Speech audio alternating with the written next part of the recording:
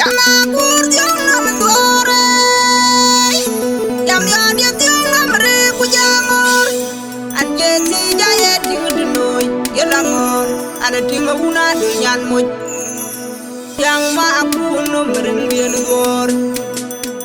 Rang yom, imbalwel jumo jang deng jola kole. Imbalwel juma biurung wenyi jola kol. Deng anyang berin, deng akurukui. Ujola kol, wendi nong bay. Yen ganyo ta jeng junubi. Pandia gajir bana wen madide. Wajir bana jeng dote na ukongore. Ananda mamware. Nawang nyana goda win bana jol genyu wayer. Remaja ngagawting kayar durau menong biar pikir. Anju jigen ujian pur. Jating dia jok kujalir panama. Aku najeng jol nyana dirajumim. Aloy kajek kami ngajak kong biar. Jal dier punang mandi di jol nial. Ngajara gua kaya royal tin. Are kuet kagoda manyaningon. Ujang no marit erin ke jol nial kubare.